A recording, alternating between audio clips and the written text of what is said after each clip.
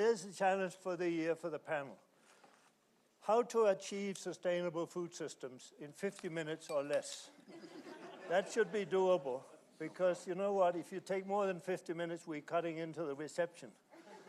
Plus, we may be cutting into Ruben's final comments. So we want to make sure that in 50 minutes, Ruben is going to come up here and say, this panel actually told us how to proceed, how to develop sustainable food systems. Now, you're in luck, because we heard a lot of ideas today, and all you have to do is to fill in the gaps.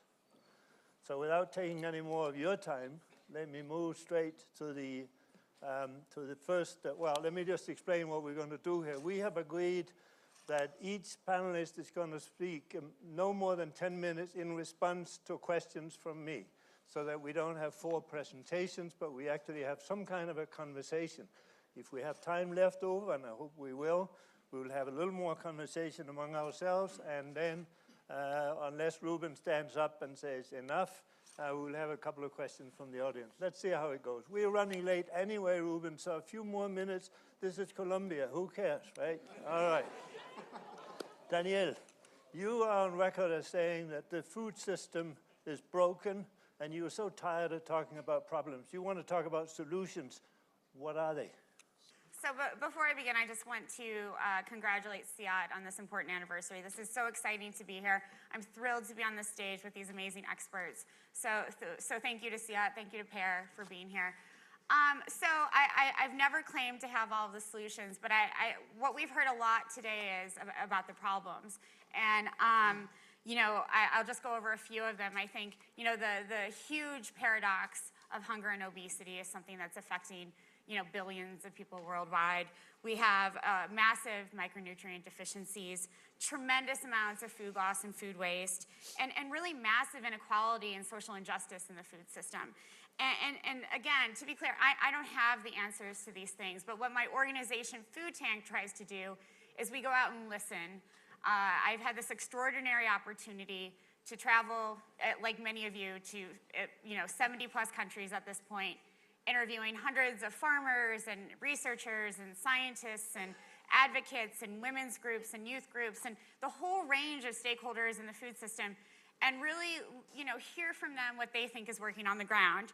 And, again, what Food Tank tries to do is get those messages, those innovations, those ideas to a wider audience of eaters and a general public, but also in particular the funding and donor communities, so that they can see things that are working that they might not be aware of.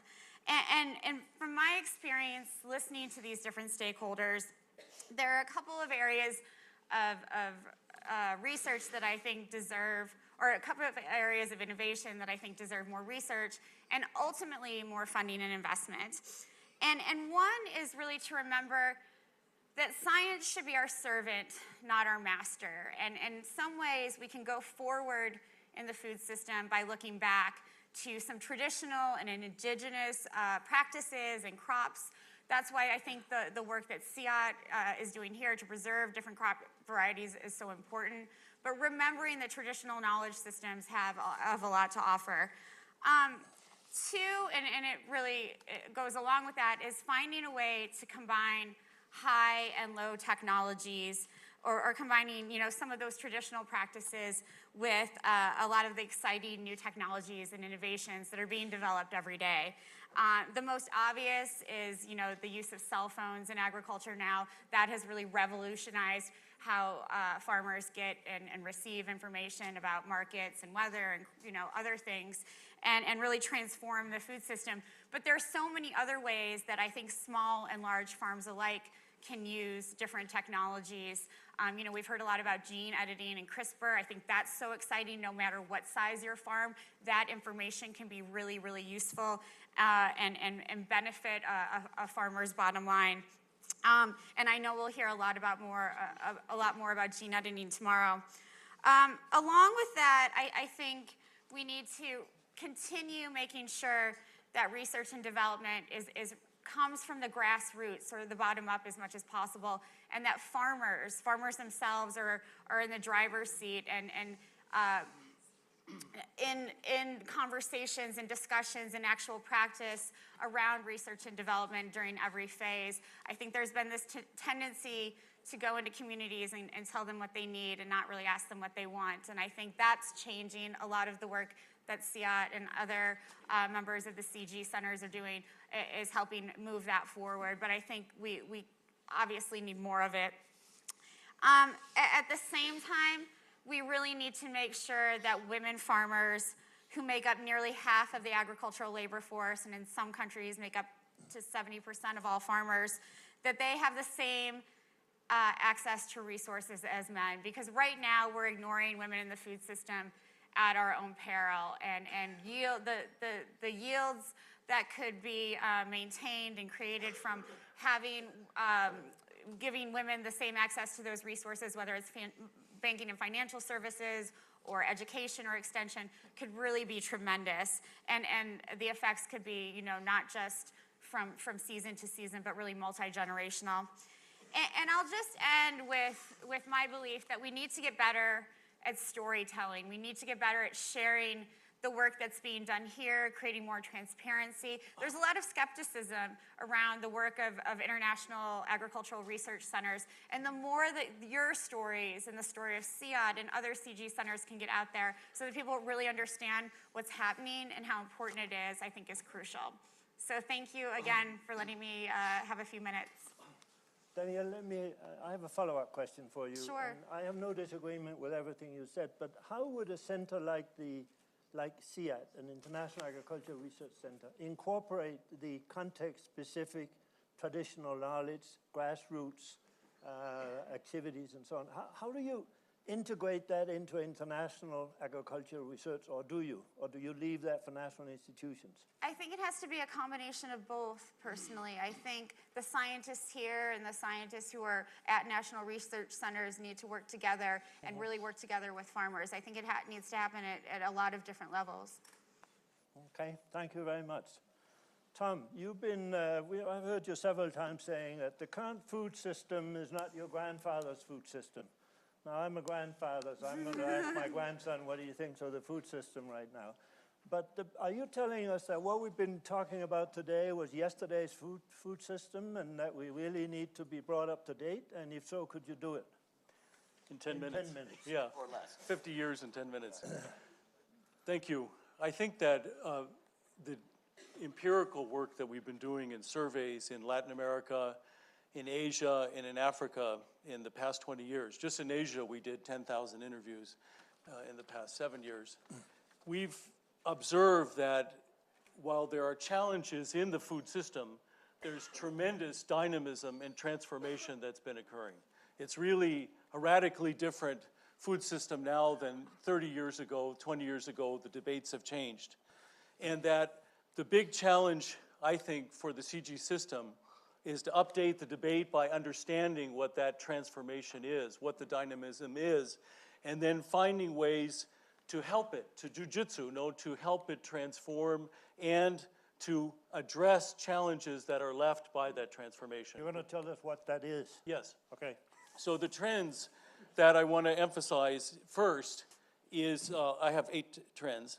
The first of them is that there's been a huge expansion of the food sector. And when you think about a business that's not broke, but rather, even in the worst case scenario in Africa, in 30 years there's been a 400% increase in the total volume of food produced versus a 250% population increase. So even the worst functioning business has gone great guns and really made a tremendous success in a sense. It's not failed, it's dynamic. A lot of the discussion about African agriculture and African food systems is that it's traditional and stagnant and fragmented and falling apart when in fact it's moved ahead quite quickly.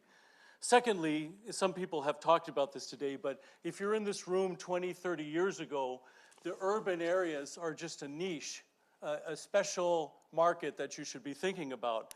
And in fact, in 1970, 24% of the total population in Africa and Asia was in urban areas. Now, it's about 40 to 45% in both of those areas. It's converging toward Latin America and toward Europe and the US. And if you multiply that by the food that's eaten in those urban areas, you find that the current share of urban areas in total food consumption in these regions is 50 to 75%. 10 times more than the export market in those regions. So the main action today is how do you feed those urban markets? That's the main market that's facing the farmers. Number 3, when you think about is it failed, is it broken? Basically, the rural-urban supply chain in Africa over the past 30 years has increased by 700%. Is that a broken business? And in Southeast Asia by 1,000%. So that's a lot of businesses. When they talk about private sector in the last section, they're thinking about big businesses. I think that's important. But I'm thinking about the private sector being both the farm that you mentioned and also the tens of thousands of small and medium enterprises that are the real mainstay of these supply chains, and that's increasing very quickly. The fourth thing that I think is very surprising, that has surprised us in our empirical research, is that everybody thinks about farmers grow what they eat and eat what they grow, and the main thing is rural-urban supply chains. But we've found that there's been a tremendous growth in rural supply chains and urban-to-rural supply chains. We found in our data in Africa as well as Asia that 50 to 70% of the value of the food budget, that's production plus purchases, of rural households is purchased. It's not just a few are net buyers, it's 50 to 70% of the pie of everything they eat is purchased.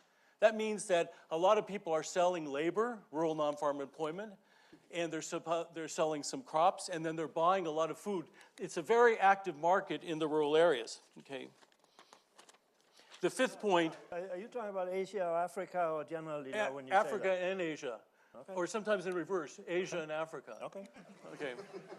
The fifth point, this point was great. Somebody made this earlier about the 10, I think it was Marco, about grain. And you just look at, 20, 30 years ago when I was at IFPRI, we talked about the grain economy. That's food security, that's the calling, the vocation. Right now, in Africa and Asia, 50 to 75% of consumption is non-grains. This is Africa and Asia, okay? And we found that urban Africa is like rural Asia, and urban Asia is like the US, okay? And so these things are changing very quickly. And when you think about what this means, in India, the total consumption of dairy is equal to the total consumption of grain, okay? When you think about Bangladesh and eating fish, there's been a 25-fold, 25,000 or 2,500%. I've never understood math. That's my, yeah. 25-fold increase in aquaculture in 20 years. This is a gigantic. In Nigeria, the feed sector that goes to the chicken feed and fish feed, at least I have the species right, okay, has increased by 600% in 9 years. I asked the local scientists that were the big scientists, how fast, is there a boom in feed? They said it's gone, how about in a decade, how fast is it going up? 50%. No, 600%. So you have these tremendous explosions of diversification driven by meat and fish and dairy, et cetera, that's occurring there.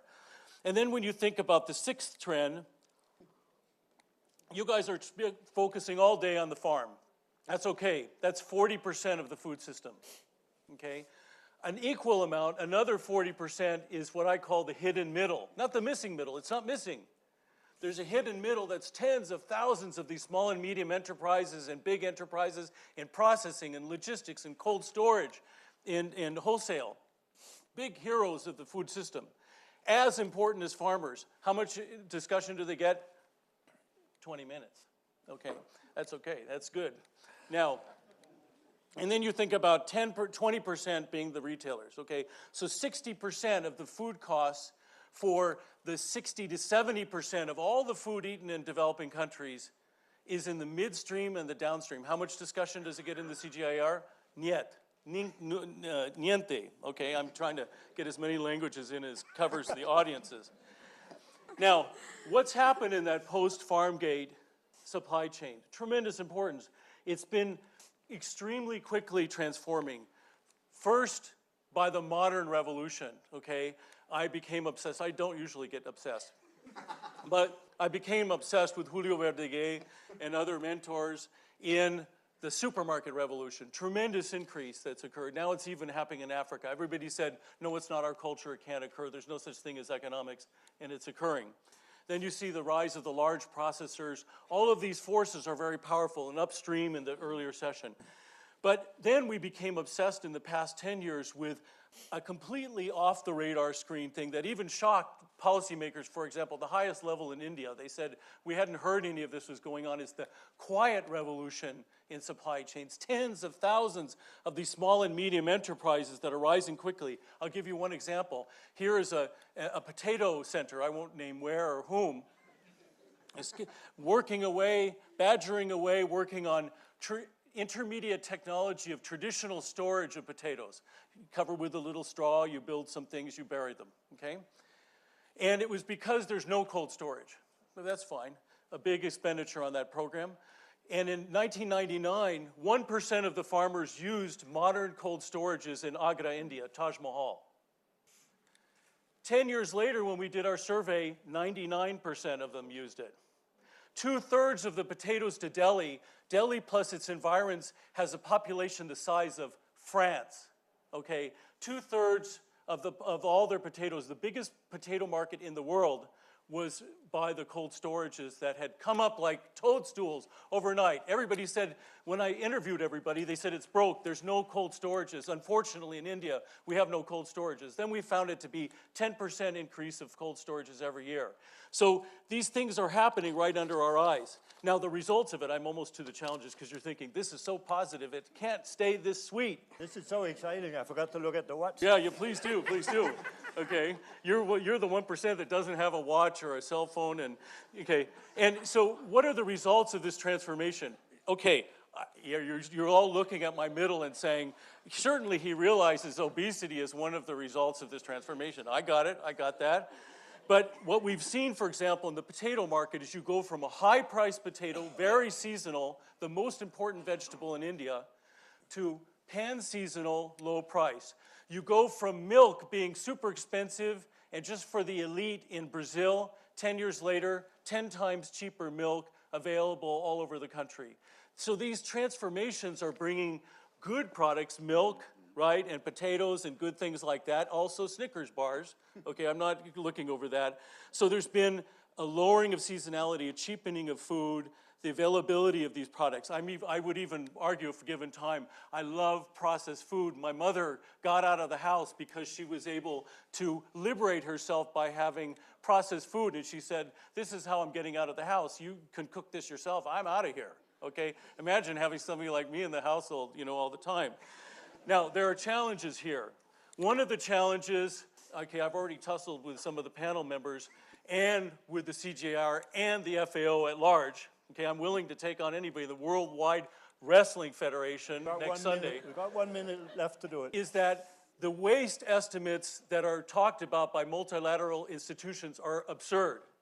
They're about 4 to 5 times higher than all of the empirical estimates that we've been finding from work by renowned institutions like CIAT in Latin America, by the World Bank in Africa, and by MSU and IFPRI in Asia. All of them show rates less than 10% of wastage along the entire supply chain. Somewhere in the 40 years ago, somebody wild in a debate said 40% wastage, which is absurd. And then it's been repeated and repeated in thousands of these kind of forums with excellent coffee breaks. Okay, and the last point I want to make is that I think that there are challenges that we do have to face. That this is, as Usman Badian of IFPRI says, this is a plane that's already taken off these supply chains, okay, this transformation. But it's only flying at 10,000 feet, it could be at 35,000 feet, it could be flying better. One thing is certainly that it's facing a lot of business environment problems, okay, red tape, small and medium enterprises. It's also facing challenges as these supply chains get very long. There's not going to be local food. Forget local food. Local food is not going to happen in developing countries. It's going to always keep longer and longer supply chains. That's how urbanization works through history, okay? And with them you have climate, vulnerability. This is going to be an important issue. A little bit at the farm and a lot on the supply chain. Nobody talked about the supply chain vulnerability. Then you have also food safety and disease. There is some aflatoxin problem. The World Bank showed that it was actually a pocket of farmers that faced that. This is an important problem for a pocket. There's food safety problems that will become more and more important. As a certain Ruben Echeverria said, would be safe, fair and safer food is going to be crucial. Energy shocks. We found in China that the cost of moving rice from their main rice area to Beijing in energy was much more than farm inputs to grow the rice. Okay, energy is a very important thing. Okay. Okay, and then transport and obesity and persistent malnutrition, so that I get that in. Thank you so much. Thank you. I almost exceeded my time limit. Well, only by 1 minute. I'm impressed. Usually you exceed it by more. Okay. Danielle, do you see Do you that agree kind with of Tom? dynamism when you travel around? I'm sorry, I didn't catch, say that again. Do you experience that same kind of dynamism that we just heard? And how do you feel about locally produced food? How do I feel? Oh, those are two very different questions. I do feel the dynamism and the excitement and the entrepreneurship that I think Tom feels. But I think, you know, it's beyond local now. We have to talk more about regional food systems. I don't think, you know, with supply chains that are completely dependent on importing or exporting food from elsewhere, that those will ever take over local and regional food systems, because we will need those for people to survive from day to day. That's just the reality. But I do think we're moving away from that. But you can't undermine the importance of having those in place. So this description of dynamism in the food system, you see that as well. You don't have any disagreement with that. I don't think Tom and I disagree on that at all. No, we're running behind. We might disagree on other trying things. to catch up, okay? Yeah. Well, we'll Let's come call to it a that if we blanket have agreement time. then. That's what, if the press is here, just say a blanket agreement, Danielle and Tom. Mark, if you were representing world agriculture, could you deliver on these requirements, both made by Danielle and Tom? And could you do it in a sustainable manner, whatever sustainability means? We don't have time to go into that, unfortunately. Let's just assume we all agree on what that is. Is this doable, or what's going to happen over the next 30 years as we add 2 billion more people to the population? Keep adding some more questions. This is getting too easy. No. Just one question. I know. No, thank you. It's always a pleasure and a challenge to follow up a presentation by Tom. No, I think basically the question of can the food system deliver? You know, can the food system deliver? And I think there are definitely aspects that are very dynamic and that are positive, and I think there are challenges we're facing. But I keep coming back to some major underlying issues that have emerged throughout the day that I think are worth putting on the table as challenges and things that we need to begin to think more about. So Julio came back on this issue quite a bit in his presentation today, the issue of inclusion. How are we doing? The food system is dynamic, the food system is growing, the food system is moving forward, but yet there are an awful lot of people who aren't benefiting. And I would say that our focus on inclusion thus far has been very partial. We've equated inclusion with small producers who live off in the rural hinterlands and who are very poor. But today we need to be talking about inclusion at both ends of the food system, and we're poor at looking at that. So inclusion in terms of who's producing and who's benefiting from the production, but also who is consuming and how are they being affected by the consumption or by the access or the availability or the affordability of food that they are able to get. I think one of the issues with inclusion that we're talking about is that there are major changes going on. Yeah? Who is a farmer? That has changed radically over the last 20 or 30 years. The demographics that have been alluded to throughout the day, I think, are going to become more and more clear. When I go around the rural world in Latin America and Africa and Asia, I talk to farmers who are often 55, 60 years old. You know, their kids aren't, I don't know if you're a farmer, anyway. Or you might have a few trees in your backyard, anyway. And their kids are no longer on the farm. Their kids have gone to the city. It may not be the major city, maybe the capital city, but they've moved. They have adopted a more urban lifestyle, livelihood. They've diversified out of farming. Farming may still be a part of their portfolio, if you will, of their livelihood approach, but it's not the mainstay. Yeah? So there's a major demographic shift that is going to change who is a farmer, and it's going to change how we need to understand what inclusion looks like at the farm level. So it's no longer going to be the small farmer with a hoe on the hillside. It's going to probably be a farmer that's able to consolidate a bit more land, maybe has more potential to innovate, may well be a woman, may well be a part-time farmer.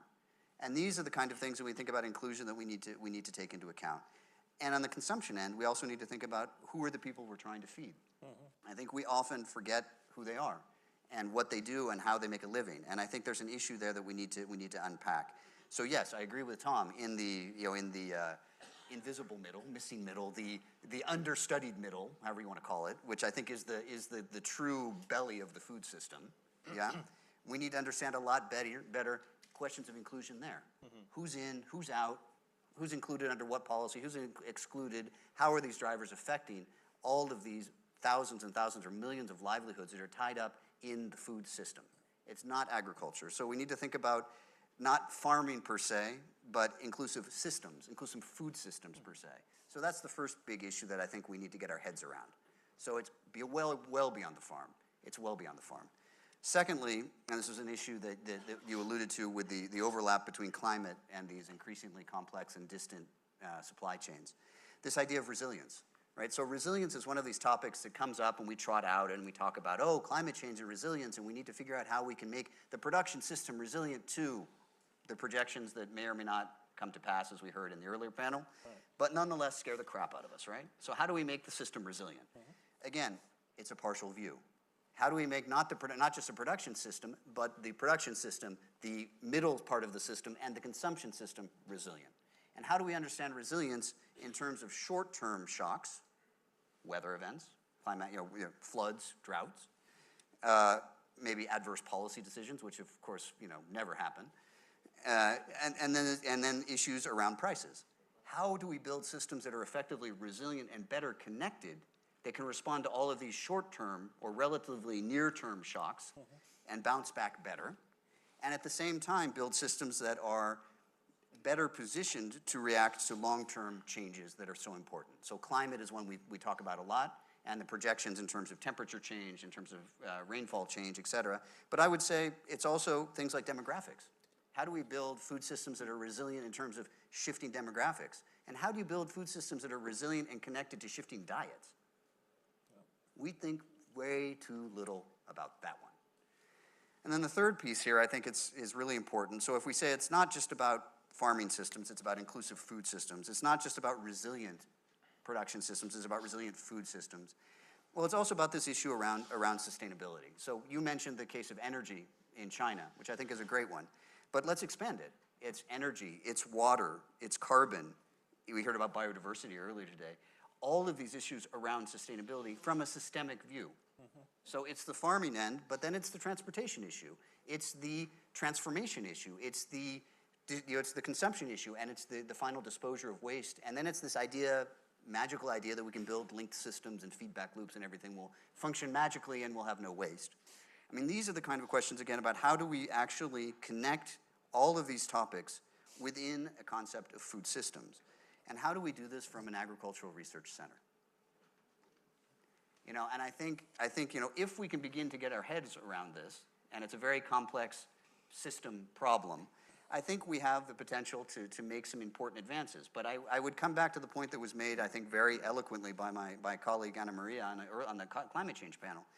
It's about going beyond business as usual, and it's about going beyond specific, maybe very specific areas of focus. It's combining economics with other topics. It's combining breeding with behavioral economics. It's doing all these kind of strange combinations and remixes of knowledge, both academic knowledge and local knowledge, to figure out how this thing actually works. It's actually losing our fear of looking at political economy, which we are terrified of in most of the CG, starting with our friends in Washington, who I won't name. And it's beginning to unpack all of this and make sense of it. And then finally, you asked me the question, Para, about how do we do this on the food system, on the agricultural end of things. But I would say perhaps the biggest question is how do we actually do this in a way that actually balances production with consumption and gives equal focus to consumption, and really begins to think about how production connects to demand, how demand connects back to production, how we look at the eaters, as Danielle said. When we talk about eaters as opposed to consumers, we can have that philosophical debate. And as you know, as you started out by saying to Tom, this is not your grandmother's food system or your grandfather's food system, but maybe what we want towards the end of the day is to be eating her diet. And how do we build a food system that allows us to do that? And how do we build a food system that finally can deliver not necessarily more food, which I think Ruben has been very clear that we've exceeded that target, and we have a few examples. I'm following Tom, so we're getting there. But rather not just more food, but rather better diets. And so I think that's the challenge that faces us now. Can we achieve that? I think we have a lot of the pieces of the puzzle, but we need to sit down and put them together in a more creative and effective way. Let me follow up with a question on systems is the word of the day or the word of the year maybe. But the way you put it, I get stuck in these kinds of systems. Everything relates to everything else. How are we going to break this open so we can have some action instead of continuing to talk about everything links up to everything else? That's a great question. I think one of the things, the way we look at it from CIAT is, there's sort of three major pieces here. First, we need to assess how the system is functioning and understand what is actually connected to what and how do those connections work. So I think and that's where the empirical evidence that Tom was laying out so nicely fits. So yes, we need to assess and understand how things are working, but then we need to engage. And engaging is identifying hypothetical leverage points or what are the drivers that move these systems and testing things to see if we do this here, what happens? Is this an effective lever to drive change? And that's naturally done in a very small pilot scale because as a research center, we don't do gigantic development projects. We do targeted, thoughtful, research. And then once we learn what actually begins to work under what conditions, then there's a question of influence, right? And how do you begin to take these things that you're developing and you're piloting and you're learning and then turn them into large-scale knowledge products that influence or nudge the system at a much broader scale? So I would say those are the three steps. So it's assess it, understand how things are connected, find the areas that you think are leverage points or pressure points or your Aikido. I would say it's an Aikido question. It's how do you use the system energy to move it, and then how do you take that and turn it into something that can be used to influence or nudge others in novel directions? 47 years ago, I worked at CIAT, and I worked with a statistician by the name of David Franklin. And my wall, and it was a big wall, I had a nice big office, was full of flow diagrams. Yeah. And they're all linked to everything else. And we looked at that every morning, and kind of after a week or so, we gave up and tore it down and started in the simple. Anyway. Okay. Here we go. Margaret, thank you. Margaret, Latin America could become the breadbasket of the world, even more than it is now. You seem to have implied that in a report you participated in about 3 years ago. Yeah. You want to say some more about that and Sure. what needs to be done and what CIAT should be doing to make that happen? Sure. Well, I have the unfortunate distinction of being the last person to speak in the last panel of the day before our cocktail party. Yeah? Oh, can you hear me now? Okay, I'll just pull it up a bit. So again, thank you for the invitation to be on this panel. We wrote the breadbasket report a few years ago simply because we really felt like there was so much happening in Latin America that no one was paying attention to. This was a collaboration between my organization, the Global Harvest Initiative, and the Inter-American Development Bank, as well as 30 other entities, including private sector, research institutions, many of the CGIAR institutions, CIAT, CIMIT. Fantastic opportunity to really gain insight from the region from all types of participants, as well as farmer cooperatives. So one of the reasons we wrote that report was, Latin America's productivity has grown, not only as a region, but a number of countries within the region have improved their productivity. And when we talk about productivity at the Global Harvest Initiative, we're not really talking about production. This is where I really want to make a distinction. I think most people's eyes glaze over when we talk about productivity, except for the ag economists who get really excited. But we're talking about increasing output as well as reducing the inputs. So it's a simple measure of a ratio of output to input. But it also means that we're also kind of taking that first step towards sustainability. And it decreases the cost for farmers, and it improves the output as well as conserving land, livestock, fertilizer, and machinery. So we talk a lot about total factor productivity as a measurement of innovation adoption and sustainability. So in the GAP report that we produced and also the Latin America breadbasket report, what we really tried to do was highlight the role of Latin America as a region as kind of an innovation incubator to show how other parts of the developing world can capitalize on investments in research and development and public policies and public goods that can boost productivity in agriculture.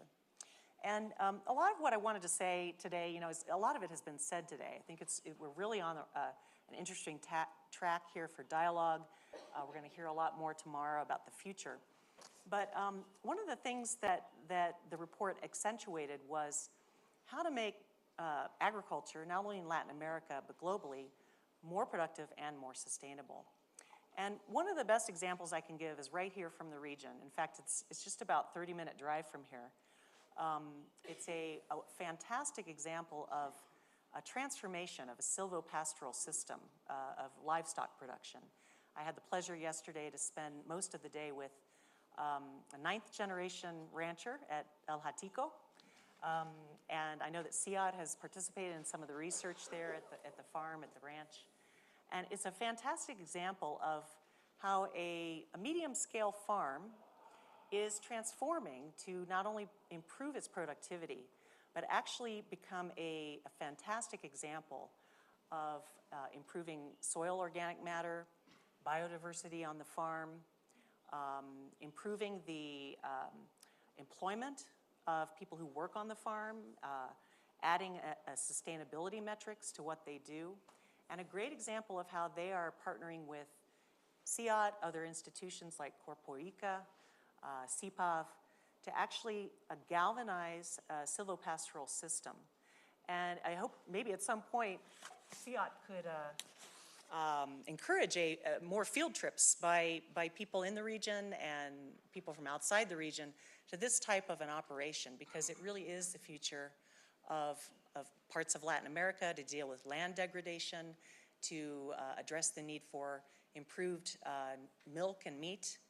And it's a great model farm that can be scaled up and shared across many parts of tropical production areas. One other way I think that CIAT has benefited is not just in the Latin America region, but bringing those kinds of nutritious forages to other parts of the world, particularly to Kenya, where there's a massive production of dairy.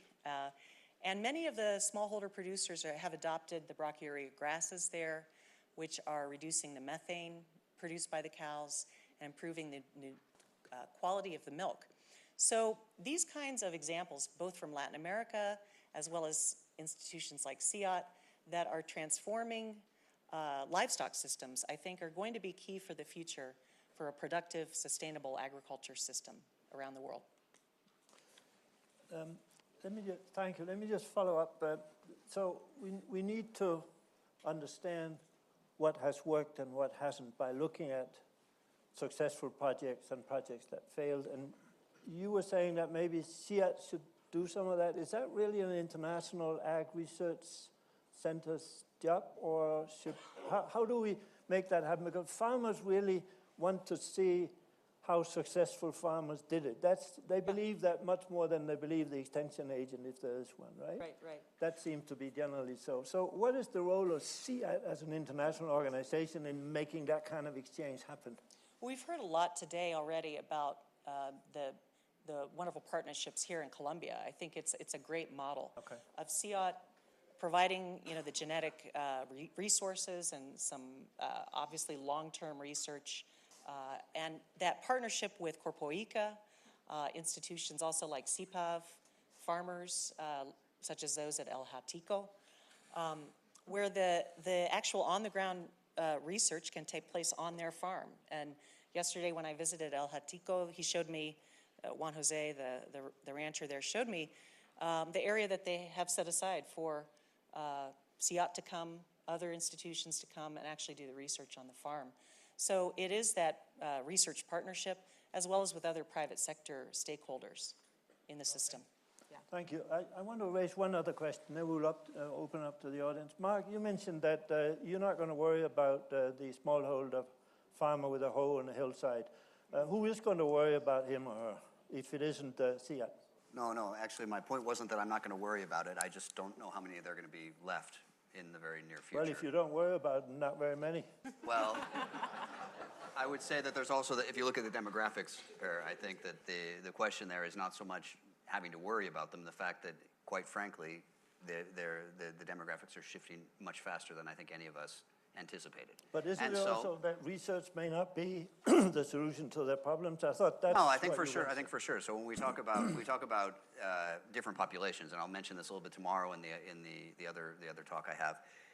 I was challenged at one point by Julio Berdeguet. You know, you do all this great work on inclusion and everything, and you look at formal markets. Well, what about the vast majority of farmers who either don't sell into formal markets or aren't even really selling much at all? Right. You know, where do they fit? Okay. And I think, I think when we talk about and coming back to the panel here and the food systems question, I think there's a tremendous need there when we talk about inclusion. Again, it's not just inclusion at the farmer scale. It's also inclusion in terms of rural employment. And so there's a tremendous need to understand that livelihoods in rural communities are increasingly diverse, and that one of the things, if we want to talk about inclusive food systems, is actually trying to work in moving employment out more towards rural areas. So I think, not just production. No, it's not just production, and I think that's one of the things that's really interesting. So we've had a long conversation here in Colombia in the context of post-conflict, which I think is a great example. You know, and there's been a relatively successful series of, you know, public-private partnership type projects funded by the World Bank here. Michael Morris, who's in the audience, can tell us much more about it. And effectively, they worked very well at establishing commercial relationships between, you know, formal buyers and producer associations, even in areas of conflict and even with ethnic minorities and groups that have traditionally been marginalized. So tremendous success.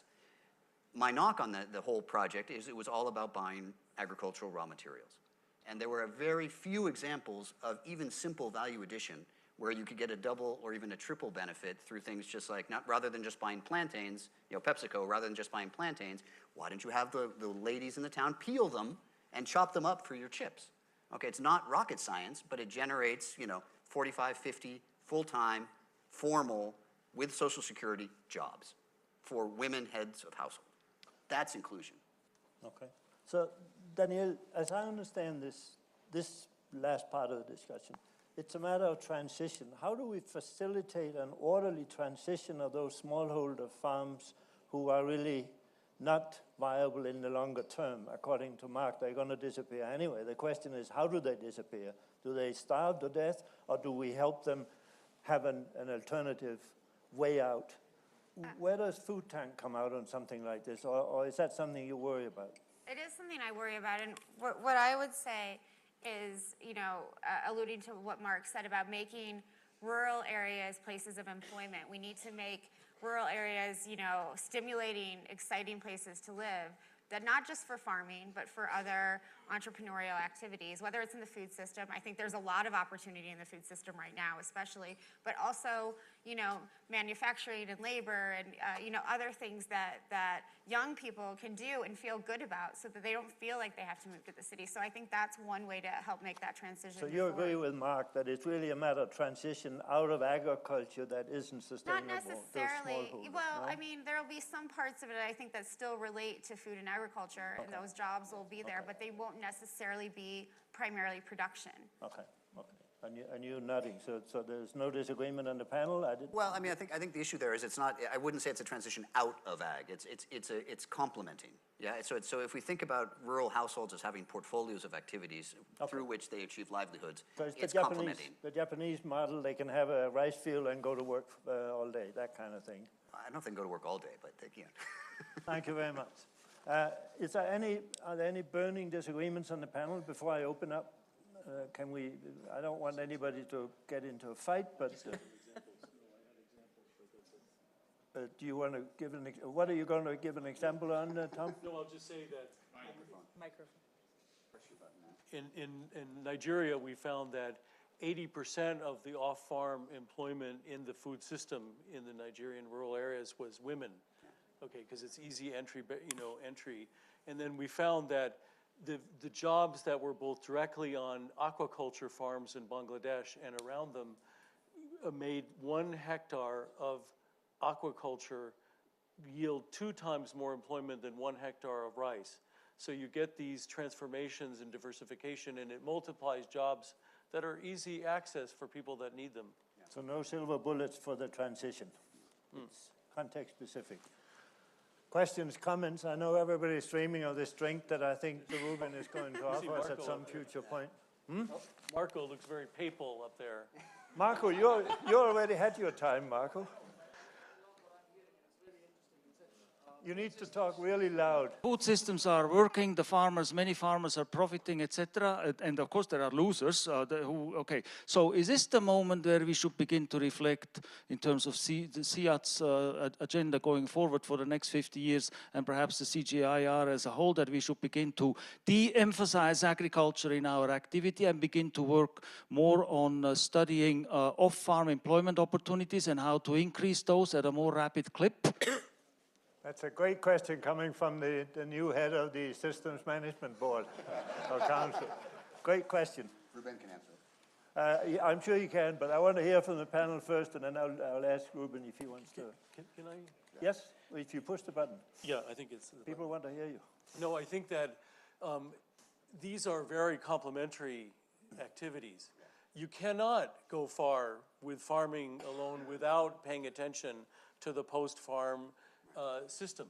It's 60% of the full food supply chain. If it's not functioning properly, you have high risk and low returns to agriculture. You don't get the adoption of the innovations. If you don't work on the throughput of the farm innovation to have the right varieties and shelf stable and innovations and deseasonalization of the production, the food supply chain dies. I don't see it as an either or. These are married for life, for another 50 years, the golden anniversary.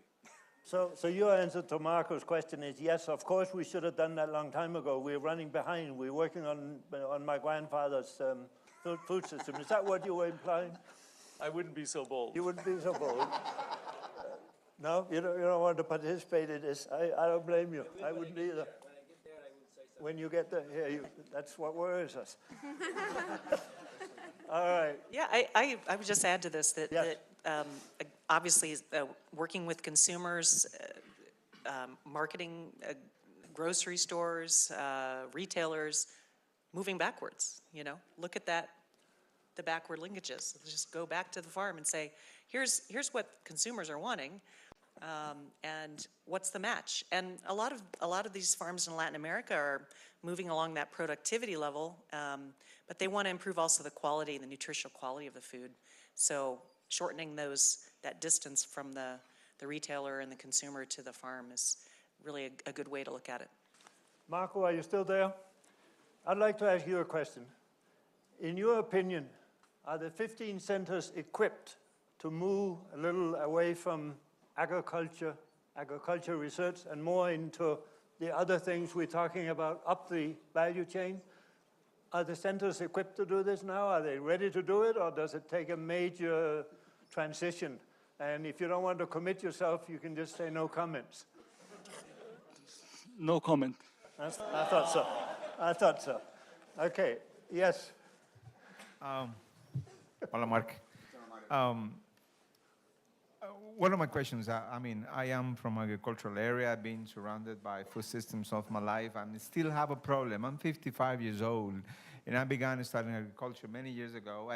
And the older I get, the more concerned, because I don't understand what is a sustainable food system. I have seen so many things in 55 years when you live out of agriculture. One of the main things that we are concerned, particularly, I would say, as a private citizen in Costa Rica, through organizations, dairy organizations and things like that, is that the reality is that the marketplace where you go and you compete for agricultural products is not really concerned about intergenerational issues. There is not. You folks fight for survival, and they don't want the kids to go through the same thing. And this is what Mark is saying, particularly the lower you go, they want more diversification. They want the kids to do something else. They don't want to go to the cycle. I've seen it in my own family too. So the thing is how you achieve sustainability from a social perspective when you work on market structures that by definition, they're not going to provide it. And this is, at the end, this is my anguish in my soul, because I work in agriculture and I see supply chains that instead of produce wealth and growth, they produce more poverty and more social exclusion. Any comments on that? Yes? I just want to say something about sustainability, and my favorite topic is the product cycle in agriculture. That if you think about, I'll take the case of quinoa, okay? And any product goes through a cycle of first it's a local niche, and then it commoditizes, the price cost goes down, it becomes a bulk good, it becomes widely available, and then there's a lot of competition competing the profit out of that, letting the most efficient survive, and then you have product differentiation. And if you think about quinoa, and you say, let's take quinoa in Bolivia or Peru, and let's sustain that market, and then everybody starts thinking, let's sustain the land, let's sustain the market, et cetera. And then you find out that Costco, for example, I've been observing them and working with them a little bit, is, they said they started with quinoa from Bolivia and Peru, and they're having a difficult time sourcing it. The communities were there. Everybody was complaining that maybe quinoa will become more expensive for the local people, et cetera, et cetera. The second year that they come to our agribusiness workshop, they said, we've solved our problem of depending on the Bolivians and the Peruvians for quinoa. Now we have a series of large European producers of quinoa that are industrially producing it for us at a low price. Now we can focus on keeping their picture on the package, and so when you think about understanding where the market is going, that's the sustainability issue. Can you sustain a niche for very long? If the only way, you have to be in New Zealand, where the niche is a new brand, a new innovation, you keep moving and being the innovator, that's the niche, okay?